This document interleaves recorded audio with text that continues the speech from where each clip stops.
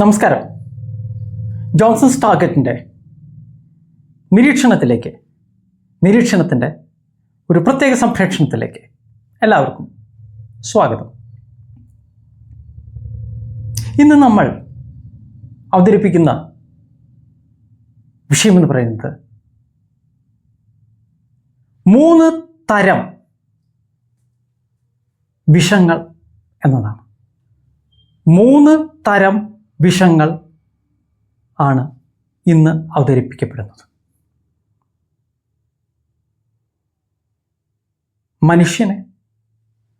മനുഷ്യജീവനെ ഹനിക്കുന്ന, നശിപ്പിക്കുന്ന 3 തരം വിഷങ്ങളാണ്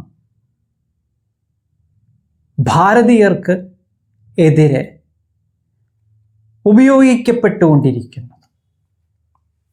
ഈ 3 തരം വിഷങ്ങൾ എന്തെന്ന് നമ്മൾ മനസ്സിലാക്കിയാൽ അത് ജീവിതത്തിൽ വലിയൊരു കാര്യമായിരിക്കും. ആദ്യത്തെ വിഷം എന്ന് പറയുന്നത്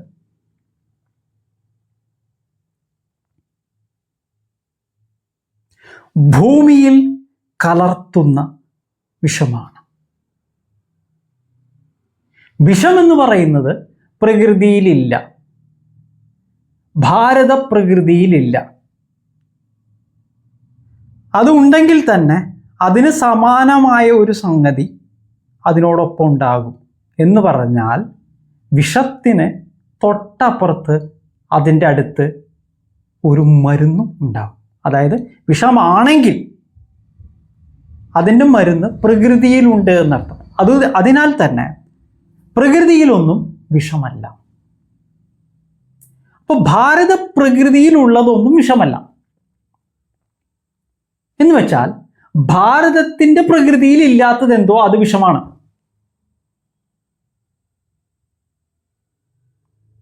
അടിസ്ഥാന തത്വം അതാണ് കേട്ടോ. വിഷത്തിൻ്റെ അടിസ്ഥാന തത്വം എന്ന് പറയുന്നത്, ഭൂമിയിലുള്ള വിഷം എന്ന് പറയുന്നത്, ഭൂമിയിലേക്ക് നിക്ഷേപിക്കപ്പെടുന്ന വിഷം എന്ന് പറയുന്നത് ഭാരതത്തിൻ്റെ പ്രകൃതിയിൽ ഇല്ലാത്തതെന്തോ അതാണ് ഭൂമിയിൽ ഇടുന്ന വിഷമെന്ന് പറയുന്നത്. അത് നമ്മൾ നോക്കുമ്പോൾ ഒറ്റ കാര്യമുള്ളൂ. കെമിക്കൽസ് എന്ന് പറയുന്ന വിഷമാണ് ഭാരത പ്രകൃതിയിൽ ഇല്ലാത്തത്. ഭാരതത്തിൻ്റെ പ്രകൃതിയിൽ നിങ്ങൾക്ക് ഒരിക്കലും കെമിക്കൽസ് എന്ന് പറയുന്ന വിഷം കാണാൻ സാധിക്കില്ല. അപ്പോൾ അതെങ്ങനെയാണ് ഭൂമിയിലിടുന്നത്? ഭൂമിയിലിടുന്നത് വളം എന്ന് പറഞ്ഞിട്ടാണ്. കെമിക്കൽസ് എന്ന് പറഞ്ഞാൽ അതൊരിക്കലും വളമല്ല. കെമിക്കൽസ് എന്ന് പറഞ്ഞാൽ ഭാരത ഭാഷയിൽ അർത്ഥമില്ലാത്തതാണ്. കെമിക്കൽസ് എന്ന് പറഞ്ഞു കഴിഞ്ഞാൽ ഭാരത പ്രകൃതിയിൽ ഇല്ലാത്തതാണ്, വിദേശികൾ കൊണ്ടുവരുന്നതാണ്. വിദേശികൾക്ക് മാത്രം, അല്ലെങ്കിൽ അവരുടെ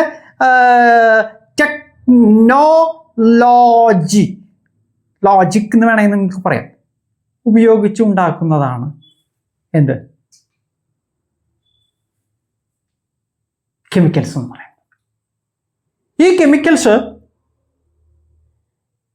രാസവളം എന്ന് പറഞ്ഞിട്ടാണ് നമ്മൾ ഭൂമിയിൽ ഇടുന്നത്, നമ്മളെ കൊണ്ട് ഇടിപ്പിക്കുന്നത്, ഭാരതീയരെ കൊണ്ട്. ഇംഗ്ലീഷ് ക്രിസ്ത്യൻ ഇയർ 1950 മുതൽ എന്ന് പറഞ്ഞാൽ കെമിക്കൽ ആയിട്ടുള്ളവ, ഭാരതീയ പ്രകൃതിക്ക് വിരുദ്ധമായിട്ടുള്ളവ ഭാരതീയ പ്രകൃതിയിലിട്ടാൽ ഭാരതീയ പ്രകൃതിയെ അത് ഹാനികരമായി ബാധിക്കും എന്നുള്ളത് ആർക്കും മനസ്സിലാക്കാവുന്ന കാര്യമാണ്. അവർ പറയുന്നു രാസം എന്ന് പറയുന്നു, രാസവളം എന്ന് പറഞ്ഞിട്ടാണ് അത് ചെയ്യുന്നത്. രാസവളമല്ല. രാസം എന്ന് പറയുന്നത് ഭാരതീയ അക്ഷരപദമാകും, വളം എന്ന് പറയുന്നത് ഭാരതീയ അക്ഷരപദമാണ്. പക്ഷേ കെമിക്കൽ എന്ന് പറയുന്നത് അക്ഷരപദമല്ല, അത് ഇംഗ്ലീഷ് വേർഡാണ്. എന്ന് പറഞ്ഞാൽ അർത്ഥമില്ലാത്തതാണ്, അനർത്ഥമാണ്, വിഷമാണ്. അർത്ഥമില്ലാത്തതാണ്, അനർത്ഥമാണ്, വിഷമാണ്, ഹാനികരമാണ്. ഇതാണ് ഭൂമിയിലിടുന്ന വിഷം എന്ന് പറയുന്നത്. കെമിക്കൽസ് അത് ഭൂമിയിലിടാണ്. വലിയ വിഷയമാണ്. അപ്പോൾ രാസവളം എന്ന് പറഞ്ഞിട്ട് അത് ഇടണത്. മനുഷ്യന്റെ മനസ്സിലേക്കൊക്കെ വളമെന്ന് കയറ്റി. വളമില്ല, അത് വളമല്ല. രാസം എന്ന് പറഞ്ഞു കഴിഞ്ഞാൽ അതിന്റെ വിപരീതം നിരാസം എന്നാണ്. അപ്പൊ നിരാസവളം ഉണ്ടോ? രാസവളത്തിന് വിപരീതമായിട്ട് നിരാസവളം. അപ്പൊ അതില്ല എന്ന് പറഞ്ഞാൽ അർത്ഥമില്ല. രാസവളം എന്ന് പറഞ്ഞിട്ട് ഇടുന്നത് രാസവളമല്ല, അർത്ഥരഹിത, ഹാനികാരകമായിട്ടുള്ള, അനർത്ഥമാകുന്ന, അർത്ഥത്തെ നശിപ്പിക്കുന്ന കെമിക്കൽസാണ്. അത് ഭാരത പ്രകൃതിയിലില്ല. ഒന്നാമത്തെ വിഷം. രണ്ടാമത്തെ വിഷം എന്ന് പറയുന്നത് ഇതേ കെമിക്കൽസ് തന്നെ, അനർത്ഥമാകുന്ന കെമിക്കൽസ് തന്നെ മനുഷ്യനെ കൊണ്ട് തീറ്റിപ്പിക്കുക എന്നുള്ളതാണ്. കെമിക്കൽസ് എന്ന് പറഞ്ഞാൽ അർത്ഥമില്ലാത്തതാണ്, അനർത്ഥമാണ്. നമ്മൾ വിശദമാക്കി കഴിഞ്ഞു. രാസമല്ല എന്നും നമുക്ക് മനസ്സിലായി. അപ്പോ അങ്ങനെയുള്ള ഒരു അനർത്ഥത്തെ ഫുഡ് പ്രൊഡക്ട്സ് എന്ന് പറഞ്ഞ്, വൈറ്റമിൻസ് എന്ന് പറഞ്ഞ്, മിനറൽസ് എന്ന് പറഞ്ഞ്, മെഡിസിൻ എന്ന് പറഞ്ഞ്, വാക്സിൻ എന്ന് പറഞ്ഞ്, ഫുഡ് കളർ എന്ന് പറഞ്ഞ്, ടേസ്റ്റ് പൗഡർ എന്ന് പറഞ്ഞ്, പ്രിസർവേറ്റീവ്സ് എന്ന് പറഞ്ഞ് ഭക്ഷണത്തിൻ്റെ ഒപ്പം അല്ലെങ്കിൽ ഭക്ഷണമായി ഭാരതീയരെ കൊണ്ട് കഴിപ്പിക്കുകയാണ്. പ്രകൃതി വിരുദ്ധമായവ, ഭാരത പ്രകൃതിയിലില്ലാത്തത്, അർത്ഥമില്ലാത്തത്, അനർത്ഥമാകുന്നത്, അനർത്ഥമാക്കുന്നത് കെമിക്കൽസ് എന്ന് പറയുന്ന ആ കൊടും വഞ്ചന ഭാരതീയരെ കൊണ്ട് കഴിപ്പിക്കുകയാണ്.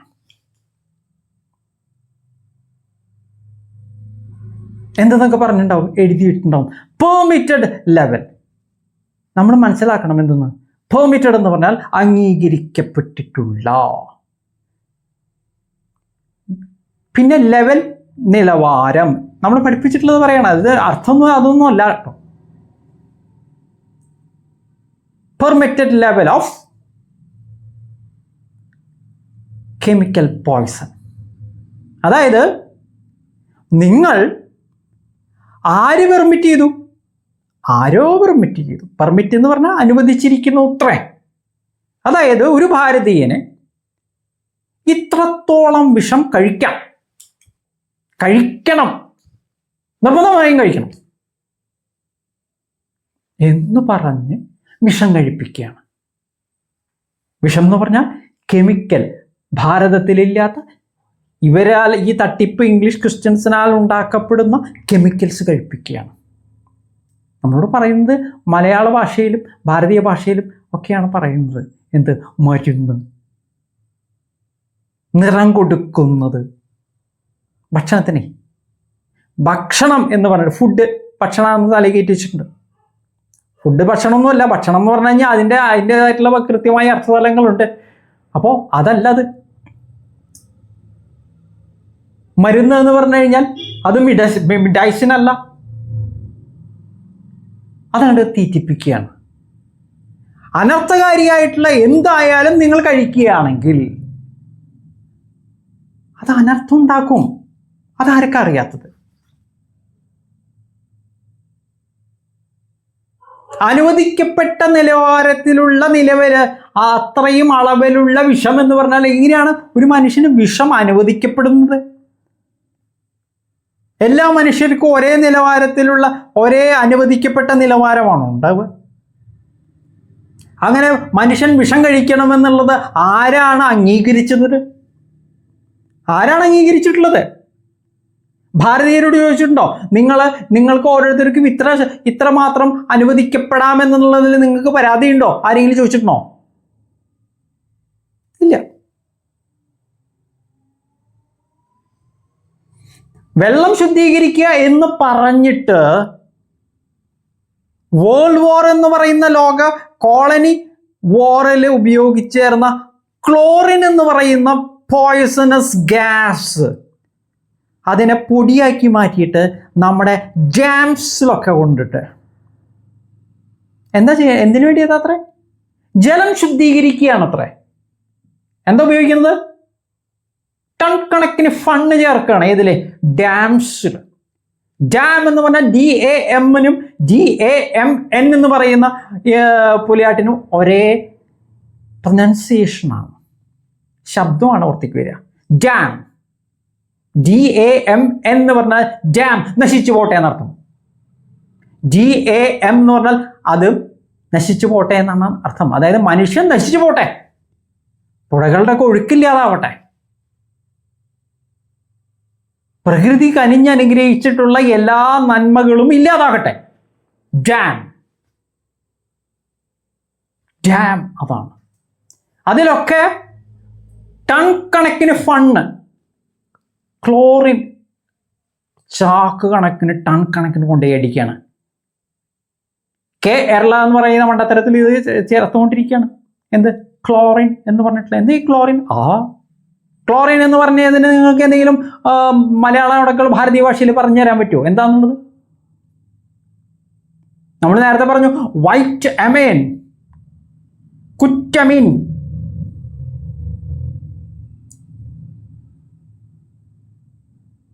നമ്മൾ മുമ്പ് പറഞ്ഞിട്ട് കാൽഷ്യം, കുൽഷ്യം, മൂക്ഷ്യം. ഇതിനൊക്കെ മലയാളം നിങ്ങൾക്ക് പറഞ്ഞു തരാൻ പറ്റുമോ? ഭാരതീയ ഭാഷയിൽ നിങ്ങൾ ഞെക്കി തുറപ്പിച്ച് നിങ്ങൾ പറയും. കുറെ പേര് അതിനു വേണ്ടി ഇരിക്കുന്നുണ്ട്. അപ്പോ ഈ പറയുന്ന കെമിക്കൽസിനൊന്നും അർത്ഥമില്ല, അത് അനർത്ഥമാണ്, അത് തീറ്റിക്കൊണ്ടിരിക്കുക. രണ്ടാമത്തെ വിഷം. മൂന്നാമത്തെയാണ് ഏറ്റവും ഭീകരമായ വിഷം. അത് ഭാരതീയ ഭാഷകളിൽ കയറ്റിയിട്ടുള്ള കൊടും വിഷമാണ്. അതിന് തുല്യമായി വേറെ ഒന്നുമില്ല. ഭാരതീയ ഭാഷകളിൽ അനർത്ഥമാകുന്ന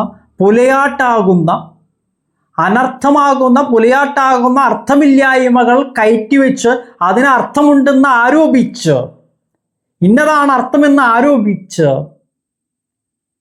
ഇംഗ്ലീഷ് ക്രിസ്ത്യൻ വേർഡ്സ് ഇഡക്കേഷൻ എന്ന് പറയുന്ന തട്ടിപ്പിലൂടെ നമ്മുടെ മനസ്സിലേക്ക് കയറ്റി. പൊളൈറ്റിക്സ് രാഷ്ട്രീയമാണെന്ന് നമ്മളെ പഠിപ്പിച്ചു. രാജാവില്ലാത്ത രാജ്യമാണ് കോൺട്രി എന്ന് നമ്മളെ പഠിപ്പിച്ചു. ഇംഗ്ലീഷ് ക്രിസ്ത്യൻ മിനിസ്റ്റർ എന്ന് പറഞ്ഞു കഴിഞ്ഞാൽ അത് ചർച്ചിൻ്റെ ഭാഗമാണ്. നിങ്ങൾ അന്വേഷിക്കുക. മിനിസ്റ്റർ എന്ന് പറഞ്ഞു കഴിഞ്ഞാൽ അത് ചർച്ചിൻ്റെ ഭാഗമാണ്. ഇംഗ്ലീഷ് ക്രിസ്ത്യൻ ചർച്ചിൻ്റെ ഭാഗമാണ്. മിനിസ്റ്റർ മന്ത്രിയാണെന്ന് നമ്മളെ പഠിപ്പിച്ചു. കോൺസ്റ്റിറ്റ്യൂഷൻ ഭരണഘടനയാണെന്ന് നമ്മളെ പഠിപ്പിച്ചു. CON കോൺ എന്താണെന്ന് നമ്മൾ കുറേ വർഷമായി പറയുന്നു. അപ്പം അത്രയും ഓരോ ഭാരതീയ ഭാഷാ പദത്തെയും മാറ്റിയിട്ട് അവിടെയെല്ലാം അനർത്ഥമാകുന്ന ഇംഗ്ലീഷ് ക്രിസ്ത്യൻ വേർഡ്സിന് കൊടുന്ന് വെച്ച് നമ്മളുടെ ചെറുപ്പകാലം മുതൽ അത് നമ്മളെ പഠിപ്പിച്ചു, പരിശീലിപ്പിച്ചു. പഠിപ്പിച്ചു എന്ന് പറയാൻ പറ്റില്ല, അർത്ഥമുള്ളതേ പഠിപ്പിക്കാൻ പറ്റുള്ളൂ. ഷുഗർ എന്ന് പറഞ്ഞത് പഞ്ചസാരയാന്ന് പഠിപ്പിച്ചു. പഞ്ചസാര എന്ന് പറഞ്ഞാൽ 5 സത്താണ്, 5 സാരം സത്ത്. ഇത് കേരളയിൽ മാത്രമേ ഉള്ളൂ കേട്ടോ. നിങ്ങൾ കന്നഡയിൽ പോയാലും കർണാടക പോയാലും തമിഴ്നാട്ടിൽ പോയാലും അവരൊന്നും പഞ്ചസാര എന്ന് പറയില്ല. ഇവിടെ മാത്രം പള്ളിയൊക്കെ ഉള്ളൂ. കർണാടകയിൽ, തമിഴ്നാട്ടിലൊക്കെ ചർച്ചാണ്. അപ്പോൾ നമ്മളെയാണ്, മലയാളികളെയാണ് ഏറ്റവും കൂടുതൽ വിഷം ബാധിപ്പിച്ചിട്ടുള്ളത്, തെറ്റിദ്ധാരണ ബാധിപ്പിച്ചിട്ടുള്ളത്, പ്രകൃതി വൈരുദ്ധ്യം ബാധിപ്പിച്ചിട്ടുള്ളത്. കാരണം ഭാഷയെ ഏറ്റവും കൂടുതൽ തള്ളിപ്പറയിപ്പിച്ചിട്ടുള്ളത് ഇംഗ്ലീഷ് ക്രിസ്ത്യൻ എഡ്യൂക്കേഷൻ വഴിക്ക് ഇംഗ്ലീഷ് ക്രിസ്ത്യൻ ഇയർ 1956 മുതൽ അനർത്ഥം പഠിപ്പിച്ചിട്ടുള്ളത് കേരളയിലാണ്. കുട്ടികളെ അന്നു മുതൽ എല്ലാവർക്കും എഡ്യൂക്കേഷൻ കൊടുത്തു എന്ന് പറഞ്ഞാൽ അനർത്ഥം കൊടുത്തു, വിഷം കൊടുത്തു. ടീച്ചർ അധ്യാപകനാണ്, ഗുരുവാണെന്ന് പറഞ്ഞു. സ്റ്റുഡൻ്റ് ശിഷ്യനാണെന്ന് പറഞ്ഞു. ഭാഷയിൽ കയറ്റിയ ഈ വിഷത്തേക്കാൾ ശക്തമല്ല ഒന്നും തന്നെ. ഭൂമിയിലിട്ട വിഷം കെമിക്കൽസ്, തീറ്റിപ്പിക്കുന്ന വിഷം കെമിക്കൽസ്. ഇതിലും ഭീകരമാണ് ഭാഷയിൽ കയറ്റപ്പെട്ട അനർത്ഥങ്ങൾ. ആളുകൾ ഒന്നും അറിയാതെ അനർത്ഥം ആവർത്തിച്ചു കൊണ്ടിരിക്കുകയാണ്. അർത്ഥം ആവർത്തിക്കുമ്പോൾ, മന്ത്രം ആവർത്തിക്കുമ്പോൾ അത് ഫലിക്കുന്ന പോലെ അനർത്ഥം ആവർത്തിക്കുമ്പോൾ, ഭാഷയിലൂടെ അനർത്ഥം പുലമ്പപ്പെടുമ്പോൾ അനർത്ഥം നടക്കുമെന്നുള്ള കാര്യം നിങ്ങൾ മനസ്സിലാക്കിയിരിക്കുന്നു എന്നുള്ളതാണ്. ഭാഷ ശുദ്ധീകരിക്കാൻ എന്താണ് മാർഗം എന്നുള്ളത് നിങ്ങൾ നോക്കിക്കോളെ. കാരണം നിങ്ങൾ പറയുന്നതിനൊന്നിനും നിങ്ങൾ വിചാരിക്കുന്ന അർത്ഥമല്ല എന്ന് നിങ്ങൾ മനസ്സിലാക്കാം. ഭാഷ ലാംഗ്വേജ് എന്ന് പറയുന്ന പുലിയാട്ടല്ല, അതാദ്യം മനസ്സിലാക്കാം. അപ്പോൾ ഭാഷയിലുള്ള വിഷമെന്ന് പറഞ്ഞാൽ അതാണ് ഏറ്റവും മാരകം എന്നാണ് നമ്മൾ പറഞ്ഞത്. ഇത് നമ്മൾ മനസ്സിലാക്കി കഴിഞ്ഞാൽ നമുക്ക് ഭാഷ കൃത്യമായ അർത്ഥതലങ്ങളിൽ ഉപയോഗിക്കാനുള്ളത് പരിശീലിക്കാനും പഠിക്കാനും പറ്റും. മലയാള ഭാഷ അതിൻ്റെ ശുദ്ധതയോടുകൂടി ഉപയോഗിക്കാനുള്ള ശ്രമം നമ്മൾ ആരംഭിച്ചാൽ നമ്മൾ മാത്രമല്ല, വരുന്ന തലമുറകൾക്കും, നമ്മളുടെ മക്കളടക്കമുള്ള വരുന്ന തലമുറകൾക്കും അത് ഉപകാരപ്രദമായിരിക്കും. നമ്മളുടെ നാടിന് രക്ഷപ്പെടാനുള്ള ഏകമാർഗമാണ് അർത്ഥം മനസ്സിലാക്കുക എന്നുള്ളത്. വിഷത്തെ ജീവിതത്തിൽ നിന്ന് അടിച്ചു കളഞ്ഞ് ഏറ്റവും ഭീകരമായ ഭാഷയിൽ കലർത്തപ്പെട്ടിട്ടുള്ള ഈ വിഷം, മൂന്നാമത്തെ വിഷം പൂർണ്ണമായി നീക്കം ചെയ്ത് ശുദ്ധമാകുന്ന ഭാഷയിലൂടെ അർത്ഥം മനസ്സിലാക്കി അനർത്ഥത്തെ ദൂരീകരിച്ച് ജീവിതം സമ്പുഷ്ടമാക്കാൻ, അർത്ഥവത്താക്കാൻ ജോസഫ് സ്റ്റാർഗറ്റിൻ്റെ നിരീക്ഷണം എന്ന് പറയുന്ന ഈ പ്രത്യേക പരിപാടിയിൽ അവതരിപ്പിച്ച 3 വിഷയങ്ങൾ എന്ന് പറഞ്ഞ ഈ വിഷയം നിങ്ങളെ സഹായിക്കട്ടെ